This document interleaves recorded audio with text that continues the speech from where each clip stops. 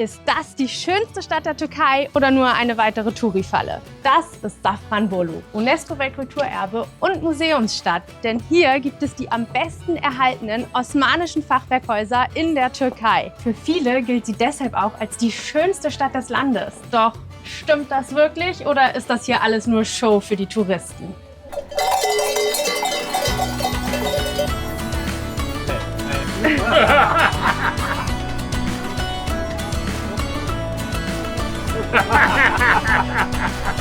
Eiscreme! Wie in jeder Touristadt kriegt man natürlich tolle Sachen angeboten. Was gefällt dir am besten an deiner Stadt? Lokum. This is so good. Lokum. Erfunden wurde es für einen Sultan. Der brauchte dringend eine Süßigkeit, um seine vielen Ehefrauen zu besänftigen. Es mag eine Touristenfalle sein, aber eine sehr süße. Und das haben wir auch noch gratis dazu bekommen. Vielen Dank. Also eins muss man ja sagen, die sind super nett dabei, dich in ihre Geschäfte zu locken und sie schaffen es bei uns immer wieder.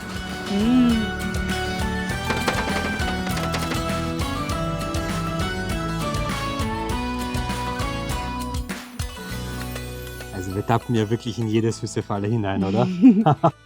Ein englischer Händler konnte sich den Namen Lokum nicht merken und so nannte er es Turkish Delight. Bei uns auch bekannt als türkischer Honig. Maisstärke, Zucker und ein Aroma wie Rosenwasser werden hier vor Ort lange eingekocht und in Kokos- oder Puderzucker gewälzt. In Safranbolu, wie könnte es anders sein, wird auch Safran verwendet. Tee bekommt man ja ganz oft in der Türkei und hier in Safranbolu gibt es Safran-Tee, deswegen ist der so neongelb. Hier werden auch Lokum-Halva-Röllchen angeboten. Das Wort Halva kommt übrigens aus dem Arabischen und bedeutet einfach nur süß. Das ist ein Halva ohne Zuckerzusatz. Wow, das ist das beste Halva, das ich je gegessen habe. Das nehmen wir. Überall in der Stadt wird authentische Handwerkskunst angeboten.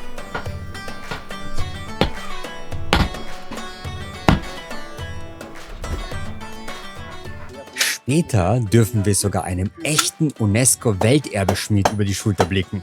Doch zuerst schlendern wir durch die alten osmanischen Gassen.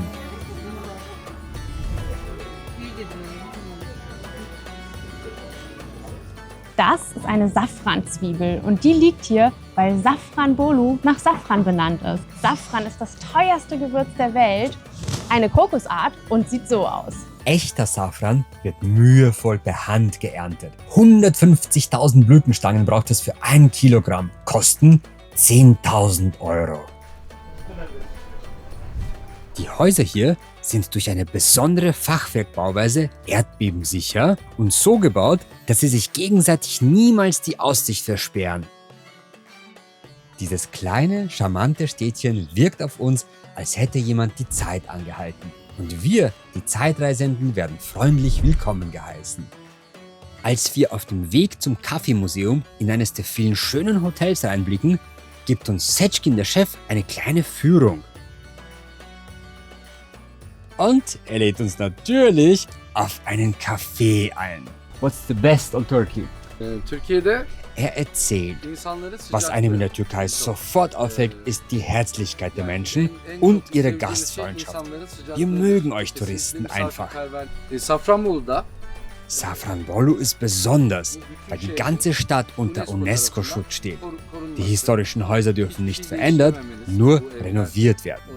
Die ganze Stadt ist ein Freilichtmuseum. Spaziert einfach durch und genießt es. What's the name of your hotel? Bu otelin ismi Kolası Konak. Das ist die Karawanserei, die Seçkin empfohlen hat. Diese Karawanserei strömt eine unglaubliche Ruhe aus. Safranbolu lag auf der Seidenstraße und hier war ein wichtiger Knotenpunkt, wo all die ganzen Händler zusammengekommen sind. Und hier konnten sie dann nach einer langen, beschwerlichen Reise sich entspannen. Was aber völlig verrückt ist, das Kaffeemuseum. Denn hier haben wir Sorten wie zum Beispiel einen Kichererbsenkaffee. Der wird hier auch Kriegskaffee genannt, denn im Krieg gab es keinen echten Kaffee. Ich hingegen habe Safrankaffee. Er schmeckt total cremig und nussig. Die schmeckt nur Wasser und Zucker. Das ist der Kriegskaffee. Das Video gefällt dir besser als mir der Kaffee? Dann Daumen hoch. Doch was ist echter türkischer Kaffee überhaupt? Und wie kommt der hierher? Vor mehr als 1000 Jahren bemerkt ein äthiopischer Ziegenhirte etwas Außergewöhnliches. Sobald seine Tiere eine bestimmte rote Kirsche fressen, werden sie ganz energiegeladen und tanzen. Die Osmanen beginnen den Samen zu rösten und fein zu mahlen. Erst durch die langsame Erhitzung in Cezve bekommt der türkische Kaffee seinen besonderen Geschmack. Diese Zeremonie ist ein wichtiger Bestandteil der türkischen Gastfreundschaft und wurde deshalb ins immaterielle Welterbe aufgenommen. UNESCO-Weltkulturerbe. Echter türkischer Kaffee. Die kulinarischen Spezialitäten werden hier frisch zubereitet. Sarma, die gefüllten Weinblätter, erfordern viel Fingerspitzengefühl. Teigtaschen heißen hier Mante. Diese Köchin hat bereits mehr als 10 Millionen Stück gefaltet. Was hier mit viel Liebe gekocht wird, schmeckt man. Fantastisch. Hier wird auf jeden Fall noch richtig gearbeitet und das schauen wir uns jetzt mal genauer an.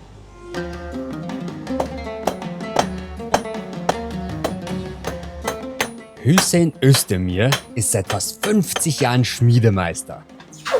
Er stellt gerade traditionelle Türverzierungen her, die hier vor Ort und in der ganzen Türkei gebraucht werden für UNESCO-geschützte Häuser. Er erzählt uns, durch den Weltkulturerbestatus konnte die nostalgische Baustruktur von Safranbolu erhalten werden. Ohne diesen Schutz würden in den Vorgärten heute neue Apartmentgebäude stehen. Ich wohne sehr gerne im historischen Haus direkt über meiner Werkstatt. Wir freuen uns sehr über Touristen und heißen sie mit offenem Herzen willkommen. Der Name Özdemir passt übrigens ausgezeichnet. Er bedeutet nämlich echtes Eisen. Ich find's richtig schön. Du auch? Dann folg uns doch einfach. Den ganzen Tag waren wir jetzt hier in Safranbolu unterwegs. Und Aurelius, was meinst du? Tourifalle oder schönste Stadt der Türkei? Also ich habe mich gefühlt wie vor 100 Jahren. Das Erlebnis mit dem Schmied zum Beispiel, das war super spannend. Und auch die anderen Erlebnisse mit den Menschen. Wir finden diese Stadt wirklich schön.